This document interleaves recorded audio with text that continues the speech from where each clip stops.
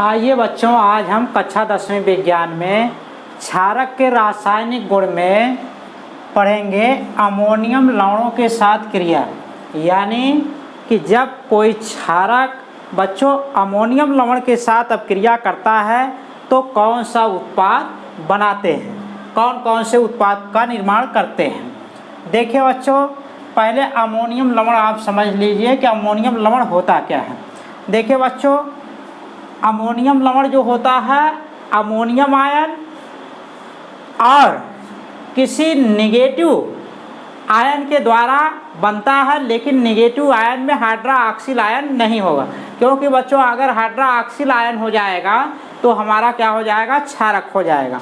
तो देखिए बच्चों, आप जानते हैं कि अमोनियम आयन जो होता है NH4 ये क्या है आपका अमोनियम आयन। अमोनियम आयन तो ये हमारा अमोनियम आयन बच्चों हो गया। हमने बताया था बच्चों कि लवण का निर्माण हमेशा धनायन और ऋणायन की सहायता से होगा, लेकिन धनायन में हाइड्रोजन आयन नहीं होगा और ऋणायन में हाइड्रोक्सिल आयन नहीं होगा। तो बच्चों यहाँ देखिए, अमोनियम आयन हमको धनायन के रूप में मिल गया है। अब इसका मतलब एक कोई ऋणायन इसमें लेंगे, ऋणायन में लेकिन हाइड्रोक्सिल आयन नहीं लेंगे। तो इसका मतलब कि अगर अमोनियम के साथ हाइड्रोक्सिल आयन के अलावा अगर कोई ऋणायन इनके साथ जोड़ देते हैं तो बच्चों इनके द्वारा इनसे बना हुआ कंपाउंड जो है हमारा क्या होगा, अमोनियम लवण होगा। जैसे मान लीजिए अगर हम Cl नेगेटिव जोड़ देते हैं तो ये बन गया हमारा अमोनियम क्लोराइड। तो ये अमोनियम का क्या हो गया, एक लवण होगा। चूँकि बच्चों इसमें अमोनियम आयन भाग ले रहा है, या कह सकते हैं कि अमोनियम के द्वारा ये लवण का निर्माण हुआ है, इसलिए इसको बोलेंगे अमोनियम लवण। तो ये हमारा जो अमोनियम लवण है अमोनियम क्लोराइड है। तो इस प्रकार बच्चों अमोनियम आयन और किसी नेगेटिव आयन हाइड्रोक्सिल आयन को छोड़कर जो कंपाउंड बनते हैं उनको हम अमोनियम लवण बोलते हैं। अब दूसरी बात बच्चों यहाँ समझिए कि अमोनियम आयन जो होता है, अमोनियम आयन ये बच्चों जब टूटता है तो अमोनिया गैस बनेगी और हाइड्रोजन आयन बनेगा। तो देखिए बच्चों, अमोनियम आयन का निर्माण, इसका मतलब कि अमोनिया गैस और हाइड्रोजन आयन के द्वारा बना है। देखिए बच्चों, कैसे अमोनियम आयन का निर्माण होता है। अमोनियम जो होता है बच्चों, हम जानते हैं कि नाइट्रोजन की बाह्यतम कक्षा में कितना 5 इलेक्ट्रॉन होता है। तो 5 इलेक्ट्रॉन में देखिए बच्चों 3 इलेक्ट्रॉन तो हाइड्रोजन से साझा करके, तीनों हाइड्रोजन से साझा करके बॉन्ड बना लेंगे। और जो यहाँ एक लोन पेयर होता है इलेक्ट्रॉन का, जब हाइड्रोजन आयन बच्चों इनसे जुड़ता है तो चूंकि बच्चों हाइड्रोजन आयन एक इलेक्ट्रॉन त्याग दिया है तो हाइड्रोजन क्या है, इलेक्ट्रॉन की कमी महसूस करता है, इसलिए अमोनियम से एक इलेक्ट्रॉन ग्रहण करके अमोनिया से क्या है, बॉन्ड बनाएगा। तो ये बच्चों देखिए NH3 या कर सकते हैं H3N, ये जो दोनों इलेक्ट्रॉन है बच्चों ये बॉन्ड के रूप में आ जाएगा। एक हाइड्रोजन को दे देगा और दूसरा जो नाइट्रोजन का इलेक्ट्रॉन है इस हाइड्रोजन के देने के बाद इनके साथ ये बॉन्ड बना लेगा ये। और चूँकि बच्चों यहाँ से अब देखें, नाइट्रोजन एक इलेक्ट्रॉन इसको दिया, इसलिए नाइट्रोजन पर क्या आ जाएगा, एक पॉजिटिव चार्ज आ जाए। तो इसलिए हमारा बच जाएगा NH4 पॉजिटिव चार्ज। तो इसलिए बच्चों अमोनियम आयन का निर्माण जो होता है अमोनिया और हाइड्रोजन आयन की सहायता से होता है।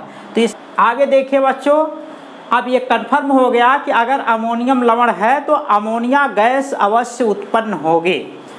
देखिए यहाँ लिखा जा रहा है कि अमोनियम लवणों को क्षारक के साथ गर्म करने पर अमोनिया गैस मुक्त होती है। यानी कि अमोनिया गैस उत्पन्न होगी जब कोई अमोनियम लवण को हम क्षारक के साथ अपक्रिया कराएंगे तो क्या है, अमोनिया गैस मुक्त होगी। तो देखिए बच्चों, यहाँ से पहला उदाहरण हम ले रहे हैं कि अमोनियम क्लोराइड जो है सोडियम हाइड्रोक्साइड से क्रिया कर रहा है और इसको बच्चों गर्म करना पड़ेगा, ऊष्मा देंगे तब ये अपक्रिया होगी। तो यहाँ से देखिए बच्चों, अभी हमने बताया था कि जब ये अमोनियम क्लोराइड टूटेगा तो किस में टूटेगा, अमोनियम क्लोराइड जो है टूटेगा तो अमोनियम आयन और किस में टूटेगा, Cl- में टूटेगा। फिर इसके बाद देखिए बच्चों, यहाँ से जब अमोनियम आयन टूटेगा तो अमोनिया गैस और हाइड्रोजन आयन और फिर यहाँ Cl- आपका बन जाए। तो अब यहाँ से आप समझिए कि बच्चों अमोनिया गैस बाहर हो जाएगी, जो एक हाइड्रोजन आयन बच्चों यहाँ उत्पन्न हुआ है इसमें से अमोनियम आयन से, तो यहाँ से जब सोडियम हाइड्रोक्साइड टूटेगा तो सोडियम हाइड्रोक्साइड बच्चों जब टूटेगा NaOH तो किस में टूटेगा, Na2 और OH निगेटिव में। तो ये देखिए बच्चों OH निगेटिव और H2 आपस में जुड़कर H2O का निर्माण करेंगे, यानी कि जल का निर्माण करेंगे। तो यहाँ का जो हाइड्रोजन आयन है, यहाँ का हाइड्रोक्सिल आयन बच्चों आपस में अपक्रिया करके जल का निर्माण करेंगे। अब इसके बाद देखिए बच्चों यहाँ से कि यहाँ का जो Cl है आयन और यहाँ का सोडियम आयन है, ये दोनों आपस में अपक्रिया करके बना लेंगे सोडियम क्लोराइड का निर्माण कर लेंगे। तो यानी कि यहाँ से बच्चों ये देखिए सोडियम आयन और क्लोराइड आयन जो है NaCl का निर्माण करेंगे। तो इस प्रकार बच्चों जहाँ भी आपका अमोनियम का लवण हो तो आप ये जानिए कि अमोनिया गैस उत्पन्न होगी, जल का निर्माण होगा और एक लवण बनेगा। आगे इसी तरह बच्चों आप देख सकते हैं कि अमोनियम क्लोराइड का एक यहाँ भी लवण है। यहाँ देखिए कैल्शियम हाइड्रोक्साइड जब इससे अपक्रिया कर रहा है तो यहाँ देखिए भी बच्चों OH है, इसलिए कैल्शियम हाइड्रोक्साइड हमारा क्या है, क्षार है। जब इसको गर्म करेंगे तो यहाँ से अमोनिया गैस उत्पन्न हो जाएगी और इसके बाद देखिए बच्चों यहाँ का OH जब टूटेगा, देखिए बच्चों कैल्शियम हाइड्रोक्साइड जब टूटता है तो बनाएगा हमारा क्या, Ca पर 2π2 चार्ज होगा, Ca पर 2π2 चार्ज होगा और हाइड्रोक्सिल आयन पर कितना, एक निगेटिव चार्ज। इसकी संख्या 2 है इसलिए 2 हाइड्रोक्सिल आयन देगा। तो बच्चों अब देखिए कैल्शियम जो है ये जो यहाँ से देख सकते हैं अमोनियम क्लोराइड, अभी बता रहे थे कि अमोनियम क्लोराइड जब टूटता है तो किस में टूटता है, अमोनिया गैस में टूट जाएगा, हाइड्रोजन आयन में टूट जाएगा और Cl- में टूटेगा। तो यहाँ से देखिए बच्चों ये CaCl जुड़कर बना लेगा क्या, कैल्शियम क्लोराइड। और यहाँ से बच्चों ये देखिए H आयन और OH आयन, यहाँ देखिए बच्चों संख्या 2 है इसलिए 2 हाइड्रोजन आयन की ज़रूरत होगी। तो पहले यहाँ समझ जाइए आपकी एक H आयन एक OH आयन से अपक्रिया करके क्या बनाएगा, H2O बना लेगा। लेकिन यहाँ संख्या 2 है इसलिए 2 आयन यहाँ से मिलना चाहिए। तो ये 2 आयन बच्चों यहाँ से इसीलिए देखिए इसमें 2 से गुणा करके बनाया गया है। तो ये 2 हाइड्रोजन आयन यहाँ देगा और 2 अमोनिया गैस, 2 अणु अमोनिया गैस का होगा।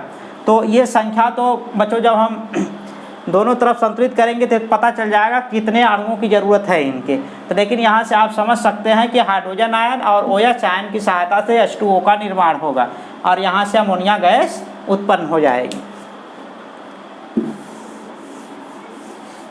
तो बच्चों आपको हम कई वीडियो के लेक्चर में बता चुके हैं कि कैसे समीकरण को संतुलित किया जाता है। पहले आप ये जानिए कि किसकी सहायता से अपक्रिया होती है और उत्पादन के रूप में क्या क्या बनते हैं, उसके बाद समीकरण को आप संतुलित कर लीजिए। जैसे हम इसी का मान लीजिए उदाहरण लेते हैं, हमारा सेंस है कि अमोनियम क्लोराइड कैल्शियम हाइड्रोक्साइड से अपक्रिया करता है तो बनता है अमोनिया गैस और क्या बनता है, कैल्शियम क्लोराइड और प्लस H2O। अब इसके बाद बच्चों आप समीकरण को संतुलित कर लीजिए। यहाँ देखिए हाइड्रोजन की संख्या 2 है तो हाइड्रोजन की संख्या कितनी है बच्चों, यहाँ देखिए 4 2 6, यहाँ 6 है। और इधर देखिए बच्चों हाइड्रोजन की संख्या कितनी है, 3 है। तो 3 और 2 5 है, यानी कि हाइड्रोजन अभी संतुलित नहीं। तो आप समीकरण को पहले संतुलित करिए। समीकरण देखिए कैसे संतुलित होगा। यहाँ देखिए जहाँ से आसान लगे, आसानी संतुलित हो जाए बच्चों, वहाँ से उठाकर आप समीकरण को संतुलित करें। जैसे यहाँ देखिए क्लोरीन की संख्या कितनी है, 2, यहाँ 1 है, तो इसका मतलब कि यहाँ 2 क्लोरीन की ज़रूरत है, 2 से गुणा कर दीजिए, 2 क्लोरीन हो गया, इधर भी 2 क्लोरीन हो गया। अब देखिए हाइड्रोजन की संख्या कितनी हो गई, 8 इधर और 8 2 10, इधर देखिए बच्चों 2 हुआ और इधर कितना हुआ 5, हमको चाहिए कितना 10, तो इसका मतलब बच्चों यहाँ पर हमको कितना संख्या लिख दें, अगर देखिए बच्चों यहाँ संख्या 2 लिख देते हैं तो 6 हो जाएगा, अभी 2 की कमी है। तो और देखिए यहाँ से समझ सकते हैं ऑक्सीजन की संख्या इधर 2 है तो इधर 1 है बच्चों, तो यहाँ से ऑक्सीजन बराबर कर लेंगे तो हमारा 4 हाइड्रोजन इधर से मिल जाएगा। और यहाँ देखिए अगर यहाँ 2 से गुणा कर देते हैं तो 3 दूना 6 यहाँ, तो 6 4 10 हाइड्रोजन हमारा हो गया। तो इस तरीके से बच्चों आप अनुमान लगाकर जहाँ से सरल हो वहाँ से आप जो है समीकरण को संतुलित कर सकते हैं। तो इस प्रकार देखिए बच्चों अब हमारा समीकरण क्या है, संतुलित हो गया है। आगे देखिए बच्चों तीसरा जो यहाँ उदाहरण दिया गया है वो है अमोनियम सल्फेट या NaOH से अपक्रिया है। तो अमोनियम ये सल्फेट है, तो NaOH अभी हमने बताया इनकी अपक्रिया से क्या बनेगा, अमोनिया गैस बनेगी। और देखिए लवण कौन सा बनेगा बच्चों, यहाँ से बन जाएगा सोडियम सल्फेट। आपको बताया गया है कि कैसे समझेंगे कि इनका सूत्र क्या होगा। देखिए बच्चों सल्फेट पर 2 निगेटिव चार्ज होगा, इसकी सहायता से यहाँ समझ सकते हैं क्योंकि इनके चार्जों की संख्या इन पर लिखा जाता है। तो सल्फेट पर 2 चार्ज है निगेटिव, अमोनिया पर पॉजिटिव चार्ज है, तो इसका मतलब इस पर निगेटिव चार्ज है, तो इस पर 2 निगेटिव चार्ज है बच्चों। आप सोडियम पर यहाँ समझ सकते हैं हाइड्रोक्सिल पर 1 निगेटिव होता तो ये संख्या यहाँ लिखा गया, तो इसका मतलब सोडियम पर 1 पॉजिटिव चार्ज है। तो बच्चों यहाँ देखिए सोडियम पर 1 पॉजिटिव चार्ज प्लस सल्फेट पर 2 निगेटिव चार्ज है, इनको आपस में जोड़ेंगे तो बन जाएगा Na2SO4। जब चार्ज का ट्रांसफ़र करके लिखेंगे तो हमारा जो लवण बनेगा Na2SO4 बन जाए। आगे क्या है, जल बनता है H2O। अब इसके बाद बच्चों समीकरण को संतुलित कर लीजिए। देखिए सोडियम की संख्या इधर 2 है तो इसका मतलब इधर 2 चाहिए, 2 से गुणा कर दीजिए तो बन गया सोडियम हाइड्रोक्साइड का 2 अणु, कहने का मतलब ज़रूरत पड़ेगा जब अपक्रिया होगी। अब इसके बाद देखिए बच्चों समीकरण संतुलित हुआ कि नहीं हुआ। नाइट्रोजन की संख्या इधर देख लीजिए 1 है और इधर नाइट्रोजन की संख्या देखिए बच्चों 2 है, तो इसलिए यहाँ 2 से गुणा कर दीजिए, नाइट्रोजन की संख्या हमारी बराबर हो गई। अब इसके बाद देखिए और कहीं ज़रूरत है और बाकी तो शायद समीकरण हमारा क्या है, संतुलित हो गया। तो इस तरीके से बच्चों ढूंढ कर कहाँ से हमको समीकरण आसानी संतुलित होगा। इस प्रकार बच्चों देखिए कि कहाँ से समीकरण संतुलित होगा। परमाणुओं को देखिए बाएं दाएं तरफ, आसानी से कहाँ से समीकरण संतुलित हो सकता है उसके हिसाब से आप संतुलित कर लेंगे समीकरण को। अब देखिए बच्चों अगला नंबर है धातुओं के लवण से क्रिया, यानी कि जब कोई क्षारक धातु के लवण से अपक्रिया करता है बच्चों तो कौन सा उत्पाद बनता है। तो देखिए बच्चों जैसे यहाँ दिया गया है कॉपर सल्फेट, तो यहाँ देखिए कॉपर क्या है, धातु है, तो कॉपर बच्चों धनायन होता है और सल्फेट क्या है, ऋणायन है, तो इसलिए ये क्या है, एक लवण है। लेकिन कॉपर क्या है, धातु है, इसलिए एक क्या है, धात्विक लवण हो गया। इसको क्या बोलते हैं, कॉपर सल्फेट, कॉपर सल्फेट बोलेंगे इसको। और देखिए सोडियम हाइड्रोक्साइड से अपक्रिया कर रहा है। यहाँ बच्चों आपको बताया जा रहा है कुछ धातुओं के लवणों के विलयन में क्षारक का जलीय विलयन मिलाने पर धातुओं के हाइड्रोक्साइड अवक्षेपित हो जाते हैं। यानी कि जो धातुओं के हाइड्रोक्साइड होंगे वो विलयन में क्या होंगे, तली में बैठ जाएंगे अवक्षेपित होकर। तो देखिए बच्चों यहाँ लिखा जा रहा है कॉपर सल्फेट और NaOH, ये क्या है, आपका क्षारक है। चूँकि बच्चों देखिए हम जली विलयन की बात कहे हैं, लेकिन H2O इसलिए नहीं जोड़ रहे हैं क्योंकि जो अवक्षेप होगा वो क्या है, तली में बैठ जाएगा, यानी कि जल के अणुओं के साथ अपक्रिया नहीं करेगा, इसलिए H2O की ज़रूरत इधर नहीं है। केवल क्योंकि अपक्रिया तो केवल हमारा धात्विक ये जो लवण है और क्षारक अपक्रिया आपस में कर रहे हैं। जल के अणु अपक्रिया में भाग नहीं ले रहे हैं, केवल उस माध्यम में ये अपक्रिया करके क्या है तली में बैठ रहे हैं ये, लेकिन विलयन के रूप में होंगे। यानी कि सोडियम हाइड्रोक्साइड जब बच्चों जल में मिलाएंगे तो सोडियम हाइड्रोक्साइड तो जल में घुल जाएगा, लेकिन जैसे ही कॉपर सल्फेट उसमें मिलाएंगे तो जो सोडियम हाइड्रोक्साइड है कॉपर सल्फेट से अपक्रिया करके क्या है जो पदार्थ बनाएंगे वो तली में जाकर बैठेंगे। इसलिए यहाँ H2O की ज़रूरत नहीं है, दिखाने की ज़रूरत H2O की नहीं है। आगे देखिए कॉपर सल्फेट प्लस NaOH जब अपक्रिया करेगा बच्चों, यहाँ से देखिए कॉपर सल्फेट प्लस NaOH कह रहे हैं इनके धात्विक हाइड्रोक्साइड, धातुओं के हाइड्रोक्साइड, तो यहाँ धातु क्या है कॉपर है, तो यहाँ देखिए बच्चों कॉपर ये हो जाएगा, कॉपर हाइड्रोक्साइड हो जाएगा। तो ये देखिए ये धातु है और इसी का हाइड्रोक्साइड बनाएंगे। कॉपर पर कितना बच्चों 2π2 चार्ज होगा, वैसे कॉपर पर बच्चों 2π2 चार्ज और 4π2 चार्ज होता है। एक को क्यूप्रस पढ़ते हैं, एक को क्यूप्रिक आयन पढ़ते हैं, क्यूप्रस और क्यूप्रिक आयन होता है। लेकिन यहाँ से बच्चों हम निर्धारित कर लेंगे कॉपर पर कितना चार्ज है। अब देखिए जैसे कॉपर सल्फेट लिखा गया है तो हम जानते हैं बच्चों सल्फेट पर कितना 2 निगेटिव चार्ज होता है, तो इसका मतलब कि 2π2 चार्ज वाला ये है। तो कॉपर पर कितना है 2π2 चार्ज।